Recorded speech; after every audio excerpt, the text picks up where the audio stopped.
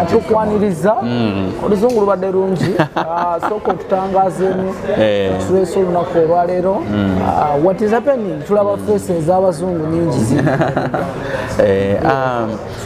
bana abalabi baffe abalungi aba BBS gye baleko amanya bamta Valentino omuzinyi wa kabi ekigambo omuzinyi baŋŋaano kikozesa naye simanyi lwaki anyway but I think yeriyo definition yakyo waliwo abakikwata obubi ndi mubiibye wa kabi omugano omuto actually kyantwalira obudde okumanya nti ndi wa kabi naye abantu baŋŋamba ndi wa kabi naye nze simanyi weezuula ddi nezuula mu mwaka 2016 bwe nezuula nenga nti njagala kugenda kweno jani ey'amazina so yeah okay olunaku ekituleese olunaku olwaleero yeah ekituleese olunaku lwaleero mbadde emyaka ebiri emabega ngenda nga bwenfuluma UK n'ensi endala South Africa naye ng'ekyantwalayo kyakunoonya tufunye tutya amagezi okubanga tufuna abantu abali skilled abalina obumanyirivu mu mazina okujja okutuyamba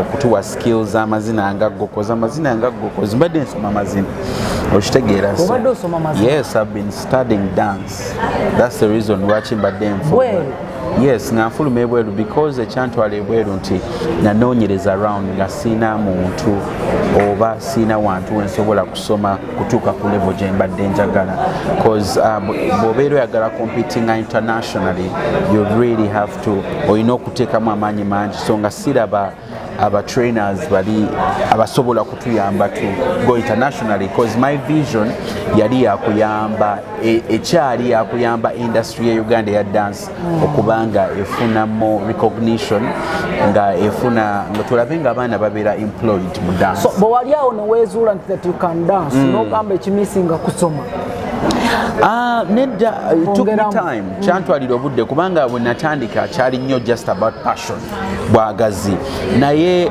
bwe nakibeeramu nenkyagala nnyo naye bwe nakyagala ennyo nembuuza amazina gano bagakozesa ki okitegeera kati bwe natandika okunoonyeza kiki bagakozesa nenkitegeera nti storytelling biki nentegeera na biki byekyetaagisa okubanga oyimirira nga dansa olina okumanya technique olina okumanya business etambula ebintu ng'ebyo so bananga abatulaba ono omukulu y'ome yali mu luyimba lwa Rema nebeera family okutegerera abantu basinga kuntegerera okusookera ddala mu Rema touch my body then bantwala mujangu awo abantu ne bantegeera nnyo bambi ne basiima so yeah how was the experience working with Rema?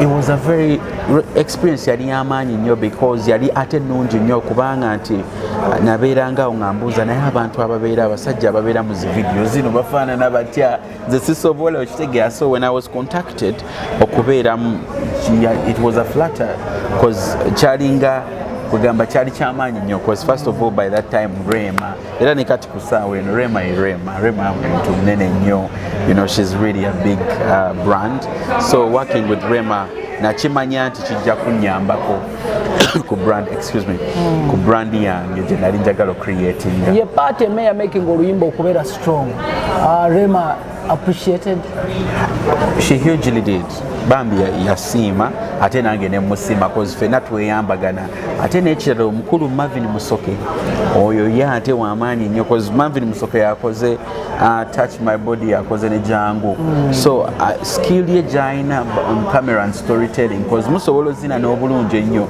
naye bwe muba temulina n'oyo muntu so it's like a collective team it's a team of people si muntu omu okitegeera so Marvin yakola omulimu gw'amaanyi nnyo okulaga story ye nga bwe yali ajagala wagenda nga mitigation yammwe eri etya kuba abayimba abasinga tebasasula were you paid? Yes I was paid and I was happy that is now how much?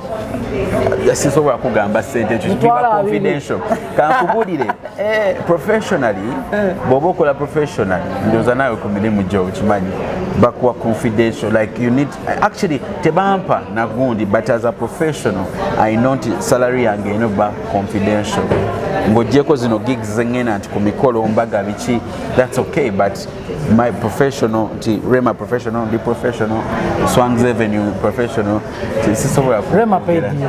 She did, and I was happy, and the results ezavaamu nasanyuka ate nnyo. Zasinga ne payments. Nezeyo, of course, results ezavaamu zasinga payments, cause with that nafuna emirimu mingi nnyo egigwa mu bukadde n'obukadde wa ssente. Are you sure? Yes, cause awe natandika okuperforminga ku mbaga kola ki naye nga bonna bandaba because of Rema. Nabagawa ono yali mu mbala Rema, guy ne babuukinga nakola ssente. Bugambo ki ogamba Rema ku kye yakukolera? Rema nja mugamba, first of all, sigala ngo okola kyokola kubanga kyokola kyamaanyi nnyo. Ng'oggyeko nze nzekka ki inspiring abantu bangi nnyo naddala oluyimba lwo olupya lwe wakoze, you know, every time keeping awo no tusurprise nga bambi sigalawo ng'okola kyokola, weebale nnyo okumpa opportunity yasooka okubanga eggwanga lindaba, because bwe nali nga nzina nali frustrated nga ngamba byenzina mbizina naye tewali abiraba. Okitegeera tewali abiraba mbiteeka ku internet biki, okitegeera. So bwe yajja nampa opportunity okwo gwali kyamaanyi nnyo bambi. Omukulu ono yazze just because tukyalimu that excitement ne happiness egamba nti Ghetto Kids balina we batutuusiza. Na meetinga Marcel before Ghetto Kids. Marcel Richard Marcel. Yes. Na meeting before abaana Ghetto Kids okukola kyebakola, because natandika okwogera nayo mu January okutegera natandika planning, so bino byonna bibadde planned before even abaana ba Ghetto Kids. Yeah, but we bakikola bambi kyebakola twasimba nnyo, because that's a win for all of us. Yeah, but Richard na meeting before. Kati mukwataganye kiki ekigenda okukolebwa mu Uganda in terms of dance? Yeah, kituufu, webale nnyo ekibuuzo ekyo. It's okay that bana ye nina tunulawa wano. So it's okay ddala dance ebweru akuze nnyo. Dance ebweru akuze nnyo, abantu bafuna ssente, people are paid for dance. So nabuuza ekyo kintu kiyinza kufaanana kitya wano, because kisoboka kitegeera. So to create nze tutya demand. So Mikulu Marcel kyazze wano kola is to create the demand, because akoze ne company nyingi nnyo, Netflix, akoze ne Disney, akoze ne BBC, naye byonna nga producing shows nga So You Think You Can Dance, you know, akozeko ne ba Madonna, akozeko ne ba Spice Girls, excuse me. So aina wealth of experience nene nnyo, so azze kutuyambako okulaba nga we promote the dance industry. So what we are going to do is promoting the industry, nature people opportunities, nature entertaining Ugandans is what chetugendo revealing very soon. So at the moment tulina projects zetukolako ziringa 2-3 okitegeera naye esooka n'eyokubiri n'eyokusatu. So ngezo project tuli kuzikola tubagambyeko kino nti Maseera azze agenda kutuyigiriza, agenda kusomesa ba dancers, ate n'ekirala agatte ku kye tuyina already wano, agattemu ekikyo kyajja eri ebweru UK, tulabe engeri gye tumuvinga. Oyogedde wali press conference, there is incoming activity yeriwo eyo. Mulimu ki? Waliwo show gye muli mu kutegeka. I heard it is Friday. Kiki ekigenda okukolebwa? Okay. Ku Friday tugenda kuba ku Troy Studios wano e Bugolobi.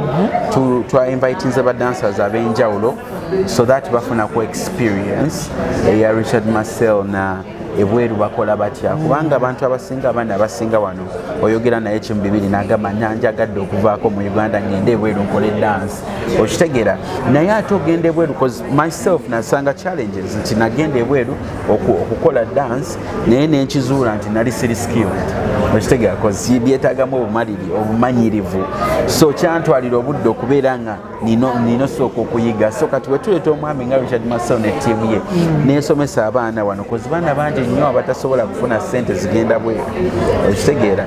So tukoze tutya okubanga tubayamba. Weerabawa 2 years from now? Katonda wanaaba ayagadde okunteeka, naye okusingira ddala ndaba industry, because ekirooto kyange kiva ku nze. My dream is, it's not personal. kubanga industry bambi njogera n'abaana abato bangi nnyo abaagala okuyiga amazina oba okugafunamu n'olabira ddala nga tamanyi na wajalaga tamanyi na lwaki akola kyakola so gye neeraba kulaba industry nga etandise okukula ng'abantu batandise ofuna opportunities ez'enjawulo. Yes. Olina oyogedde nti waddayo okusoma dancing nenjagala okubuuza ekisooka what was the course kye era yali etya? Naawe bambi togenda Uncle Bull erinda togenda Bull. Yeah. Course, hey, okay. So okusoma dance nsomedde mu studios ez'enjawulo so saagenda mu ssomero nti ngenze mu ssomero but nagenda mu different studios dance studios omuli abo abasomesa abakola ki abasomesa ag'amazina naye amazina ge nakola speciality yange ya Latin and ballroom dancing. So Uganda biyinza obbasukako abamu naye nga amazina genkola gali Latin and ballroom dancing. Okay. Bigambo ki biyinza okugamba abaana abaagala okusoma like because when it comes to dancing it's under MDD that's music dance and drama nga abantu abakola sciences bagenda maaso n'obavuluga oli yakola Pcm teyagimala akola yena avuluga Owa Diploma akoze MDD kirekawo abaana abato oba oyinza bagamba bigambo ki abaagala okusoma MDD?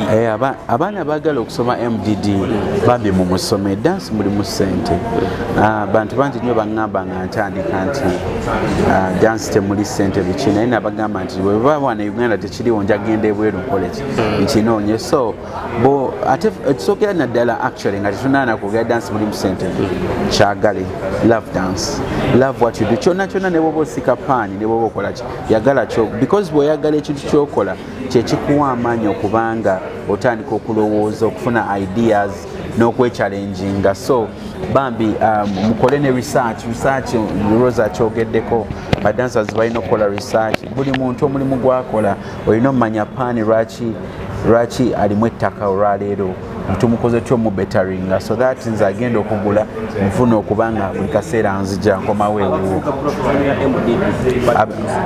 Sorry? Abavuluga professional ya MDD. Oliza bagamba. Abakola professional ya MDD. Abagivuluga. Abavuluga professional ya MDD. I think tulina baleka. Kitegera cause omuntu everyone is entitled to their opinion. So bobeera ovuluga it's okay. Naye ate actually by the way kimanyimbu n'okukuvuluga kiyamba nze kinyambye n'okugira criticism anyanyi kozina kati nkoze ntya kangende nga noonye tekali. Okay. I've seen big dancers gwe tulina ekibuuzo ekisembayo that is Wembremo. Another one is who this blonde guy? Eddie Wiz. I've seen Eddie Wiz, Wembremo. They're good dancers in Uganda. By the way, those are the one dancers between abanene mu Uganda. Though for you focusing international, you are among them. Olinga abagamba baddeyo basome. I think ekintu ky'okuddayo okusoma kiri personal. Okitegeera nze siri basindika mu ssomero. No, siri basindika mu ssomero.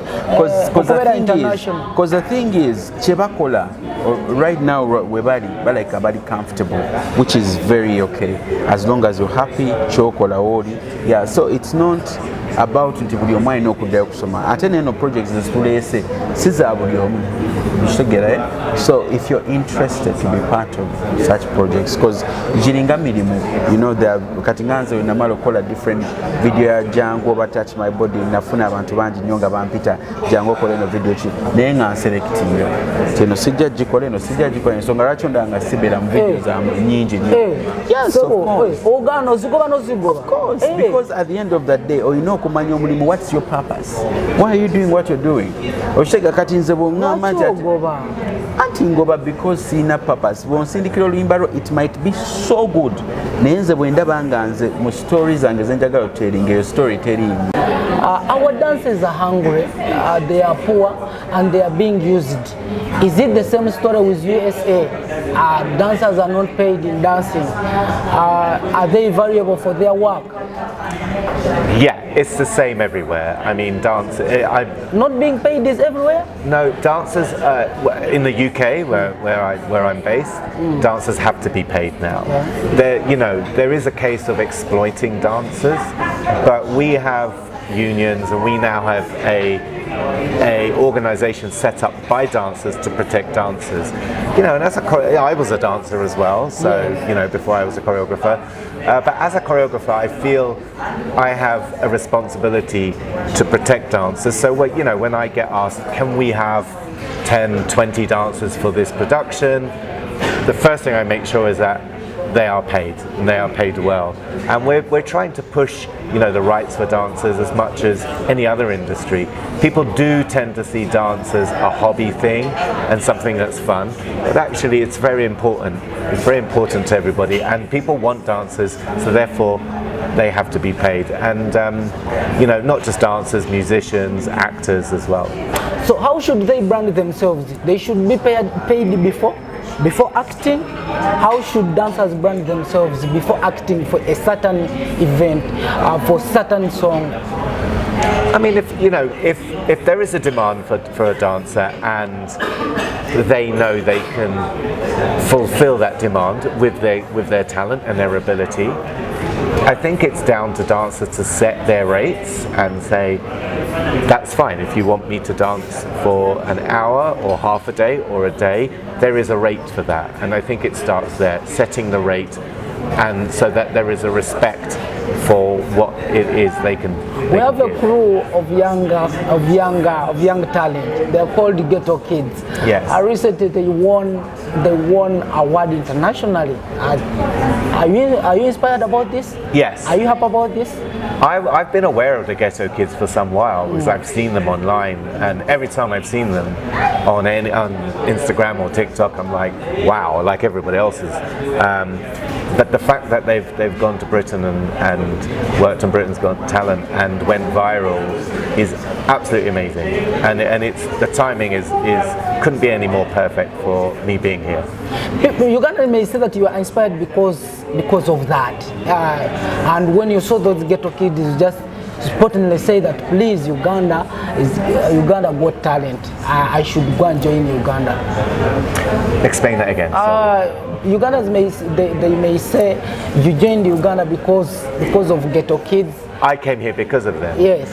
Well, no, I mean, I didn't come here because of Ghetto Kids. I mean, we started talking in January at the beginning of the year. Before, yes. So I decided I was going to work with it. I learnt about this just 2 weeks before I came to Uganda. I was already working on a shoot in Mauritius, and then somebody sent me the link. It was my assistant choreographer, who's currently in the States, and she sent me the link and said, oh my God, you need to see this, because you're going to Uganda. So no.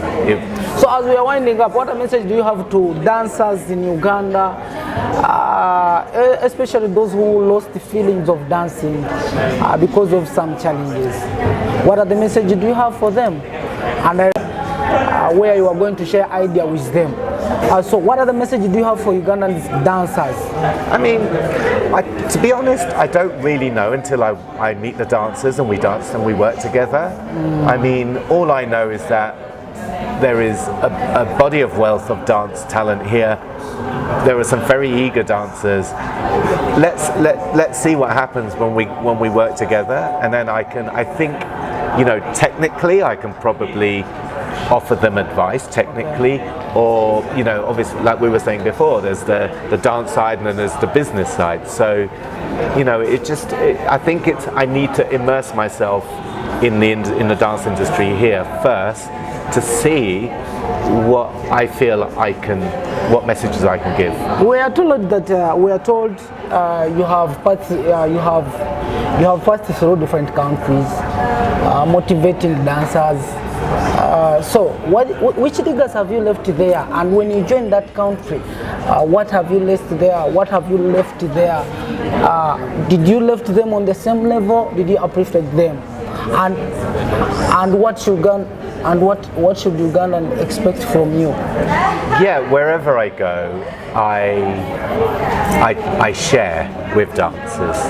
So whether we're dancing on the dance floor, we're sharing. I'm learning from them, they're learning from me. If I give a workshop I'm giving something to them that perhaps they haven't experienced. Especially because I know lots of different dance styles. Either I can introduce new dance styles, or I can introduce how it is to work in my industry on camera with dance, you know. So I do leave a lot, as much as I can, but I think generally any teacher or choreographer that travels the world is there to share and to have this two-way learning experience. What are the countries have you traveled in motivating this dancing? Yeah, I mean all over Europe, France, Spain, Croatia. After this I go to Portugal to work. I've worked in the States, I've worked in Australia, I've worked in Japan, worked in the Netherlands, Amsterdam, so many countries. Okay, yeah. Those Ugandans for the first time to see you, your names as we sign out. Sorry? Those first time for Ugandans to see you on screen, your names as we are winding up, as we are signing out. Your names. My name? Yes. Oh, you want to say my name? Oh, yeah. And your last remarks. Okay. Hello, I'm Richard Marcel. I'm an international choreographer. I'm excited to be. Amanya gaffe era owulira otya opportunity eno? Amanya gange bamita Dance Mamweta. Ndi solo dancer va Uganda. Ndi dance teacher, ndi dance choreographer, ndi hype girl ku stage, ndi performer. Yeah. Era mpulira bulungi nnyo for this opportunity, Valentino and Richard Marcel, sorry, that has brought to Uganda for dancers. Chiba chitwongerako fenga ba dancer be Uganda to get more exposure out there, to collaborate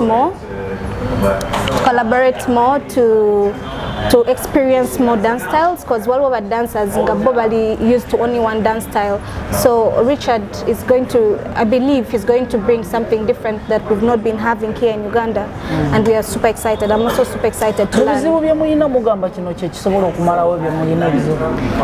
Okay, chisobolo otuyambako naye ngaffe ba dancers naffe tulina okukola ffenna, like to collaborate together to remove such problems like underpayment. Betukola ffenna nga ba dancers netuwa I don't know Luganda, but let me just speak English. Okay, and we work together as dancers to have an initiative to push dance to the next level. I believe some problems will go away, but this is the start.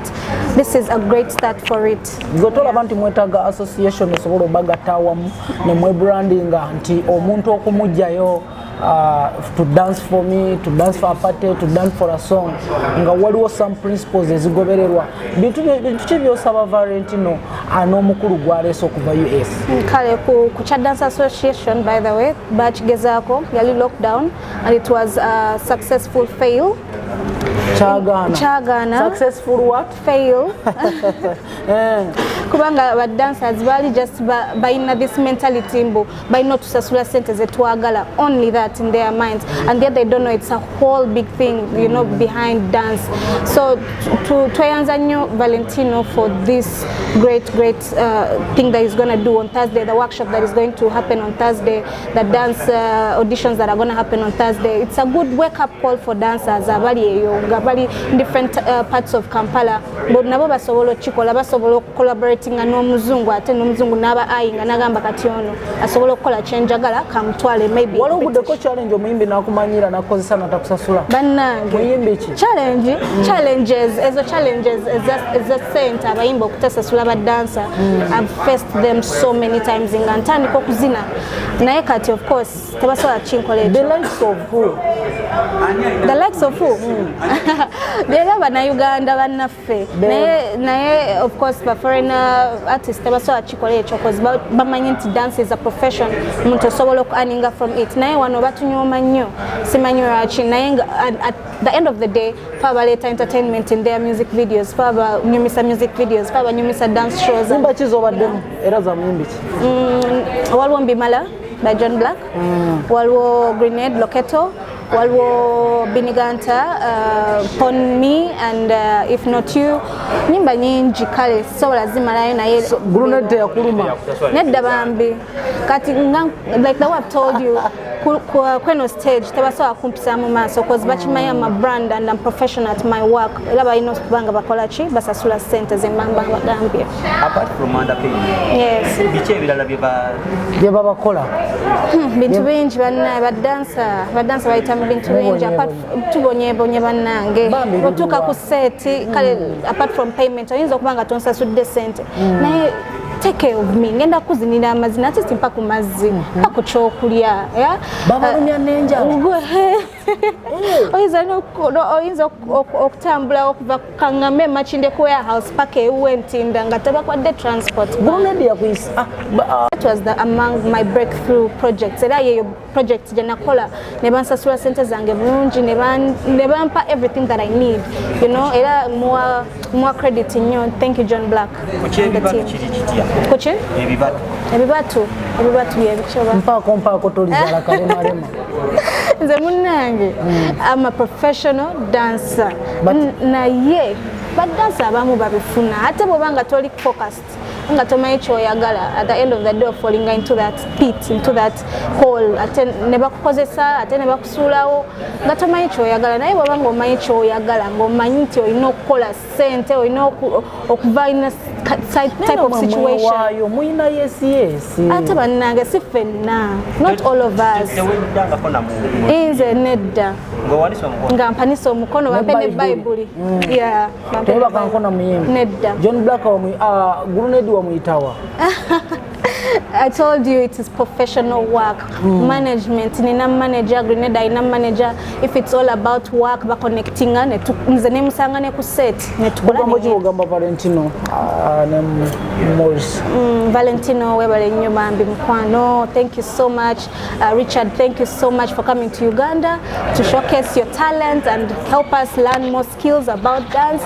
Valentino, thank you for uplifting. Yes, Serefina. Obulamu bugamba ki? Nice to meet you. Obulamu bulungi. So what is your experience ebbanga lyomaze mu dancing experience gy'osanze and how are you excited for this opportunity?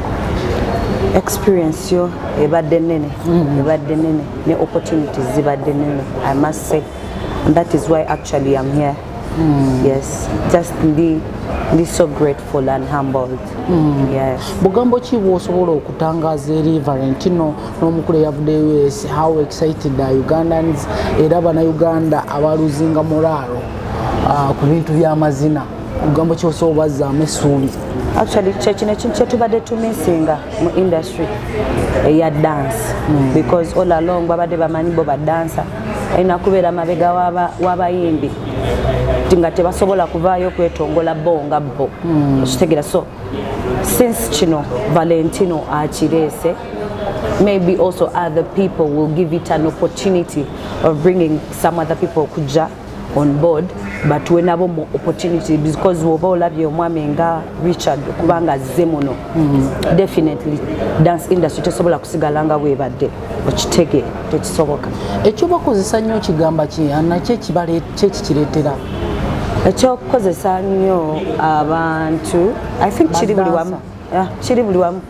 Yes, sagala nnyo kyekubira nnyo side. But dancers are the most crying. I'm telling you the truth. Also vixens come out and complain about this. Yes. Also artists come out and complain about this. Baba some studios ngageza okola olimba, so it's everywhere. But it goes back to you. What do you want at the end of the day? Gwenga gwo muntu. Gwandiagadde kwe branding otya. Wandiagadde kwe twalyamu yo picture. Kampeyo kyempa nange enfune okitegeera oba oyagala kukitwala step by step. It goes back. Ate obamanyi nze nakatandika okujja okolagana n'abayimbi because nze ndi under certain company that is Ebony's ate mugimanyi ekola music dance and drama. So nze mwenkolera ebbanga lyange lyonna era mwenkyali. Nze mbadde sikolaganye nnyo n'abayimbi kuzinira mu dance videos. I don't feature in videos. I don't. I work on stage. Yes, so ebizibu maybe abazinyi bannange ngebasanze nnyo sinaba kubifeesinga just abayimbi nkolaganye nabo engeri gye ndi ku TikTok I'm an influencer nembakolera challenges. Yes, that is the way I've been dealing with them. Okay, abadde batandise okunafuya gundi gyolimu eya MDD nga bagamba nti nno aterina nnyo kiddako naddala abasoma sciences. What advice could you give them? Look at Aji Swag nasoma. I have a diploma byonna byonna bye nasomerera, but I didn't lose hope. Bino tebakatandika byogera babyogera nga batukuba amagi. But right now you're seeing so many dancers. Rita Dancehall, very soon she's going to Jamaica. Spicy Amise, you get. So, gwe oyagala ki? Ogenda bawuliriza olonde ebyabwe oba ogenda kusigala ku mulamwa? Sigala ku mulamwa tewali kigenda kugaana.